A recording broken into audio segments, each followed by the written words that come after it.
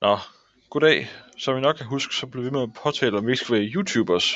Så nu tænkte vi vil bruge YouTube. Skidesmart. Nå, programmet her, som I nok kan se, det er startfladet her. Det, så skal gøre, det er at trykke på det lille kryds her oppe i hjørnet. Så går det lige et par sekunder, så begynder den at indlæse. Og det her, det er så vores brugerflade.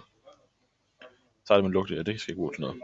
Det her, det er der, hvor programmet starter, kan man sige. Ja.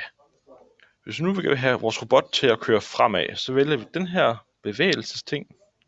Og så skal vi lige sikre os, at der står B og C, som er vores to hjul. Den kører med forskellige hjul. Så hvis vi skal have til at køre en runde, så hvis vi sætter robotten til, så kan I se hernede i hjørnet, når I siger sig færdig, så kører det. Hernede kan I så se, at der er sådan en masse muligheder her. Nu trykker jeg på den, der hedder download og kør. Så kan jeg måske høre, at robotten er kørt frem og ind i et bord. Og det er jo altid ganske udmærket. Men når man skal kigge på robotten i toppen her, så kan man se, der står program.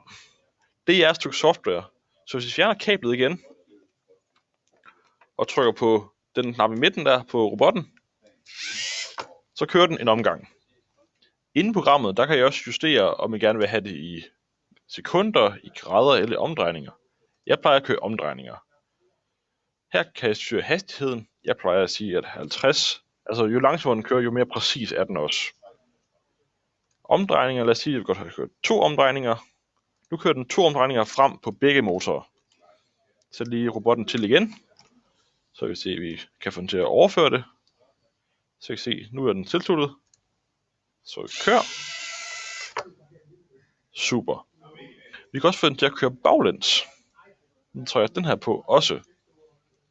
Det her, jeg vil gerne til at køre baglæns, så siger jeg, at jeg vil godt have den til at køre minus 2 omgange. Så kører den baglæns. Og det er 2. Så kører den 2 omgange frem, og 2 omgange tilbage. Og den har samme, så den skal køre 50 hastighed her. Nu prøver at køre den en gang. Bum. Bum. Og så kører den tilbage igen, som I nok kan høre. Ikke smart? Nå, skal vi også lege lidt med armen her. Så er sådan en arm foran på den. Så den her på. Det hedder en mellemstor motor. Det er ret vigtigt, at I bruger den. Her bruger vi grader.